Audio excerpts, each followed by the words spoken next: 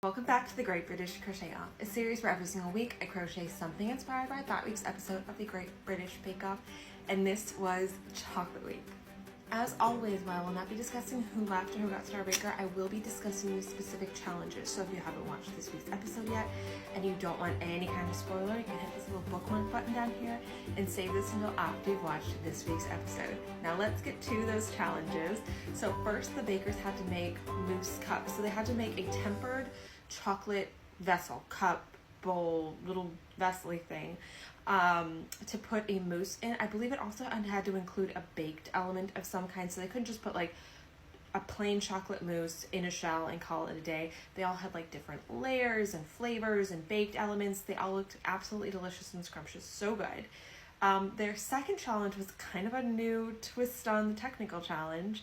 They had to make a white chocolate tart, but they got to choose the flavors that they put into the tart from like a table of flavors that may or may not go with white chocolate. White chocolate being such an interesting choice because for me personally, like white chocolate on its own, it's just kind of sweet and milky, and they had to find something that went with it but that didn't overpower it because it was supposed to be a celebration of white chocolate. It's White Chocolate Week. And then the third challenge, they had to do like a fondue display, so it had to include like a large baked element, and then they had to do some kind of display with fondue and have at least 2 treats to dip into their fondue displays. And this week I was inspired by Chocolate Week. Now, go with me on this one because sometimes in the Great British Crochet Off we live in the abstract of things a little bit. Sometimes I'm not necessarily inspired by a specific bake, but like ingredients, colors, and things like that. I noticed that like all of the chocolate applications for this week were very like soft. You had a lot of ganaches and mousses and fondues, very soft, like enrobing kind of things. And I started to think about a cardigan that would kind of bring that feeling about. Now, I'm not gonna lie to you guys, this is technically not a finished product. I finished all of the cardigan itself, but as you might, I'm not gonna hide all of the ends that I still need to weave in from you guys because we live in a place of honesty here.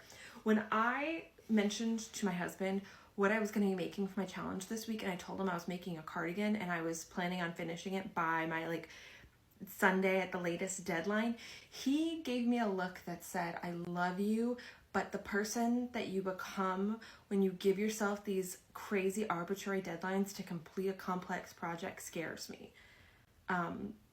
Which is fair. But look who's laughing now because I kind of finished it. I finished the cardiganiness of the cardigan. So it is a working cardigan, and it also, so it was inspired by Chocolate Week, but as I was working on it, the colors were immediately giving me Count Chocula, which is my like, I'm not a sugary cereal person, but that is my sugary cereal vice.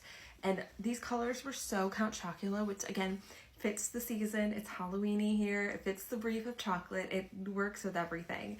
And I love this cardigan so much. I wanted to make a piece that I was actually like excited to wear and that didn't look like things that I already own. So I used a cotton yarn. I used the Tom Daly, I think Cotton Ones yarn. Very soft, very cozy yarn. And I used the moss stitch to do it, which is a stitch I've been getting more and more into recently. Because I wanted it to I just wanted to have like a very while it was like inspired by a cooking baking show thing, I wanted to have a very classic look to it because again, I wanted to make something I don't have a lot of in my wardrobe. But with like a drop shoulder, kind of a larger sleeve. The best thing about making clothes for yourself is you can make them for yourself. I don't like sleeves that are like super tight fitting on me. I like there to be some room to move. I'm obviously always moving around a lot. I'm always using my hands. I have kids. I need to be able to wear something that can move with me.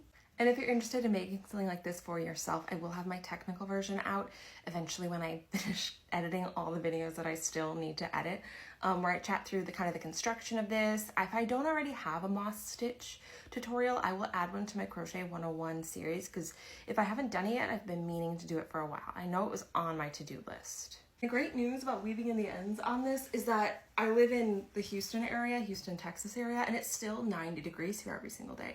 So I have a lot of time before I'm even able, I'm sweating already in this thing. I have a lot of time before I'm even able to wear this to weave these ends in, so I can like do 10 to 15 minutes a day, and by the time it's actually cool enough for me to wear this out, it will be ready.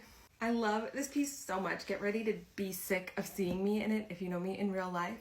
And thank you guys so much for joining me for Chocolate Week. Next week is Pastry Week, and I'm hoping to goodness that my inspiration is for an easy project, because this was a lot of work to get done in 1 week.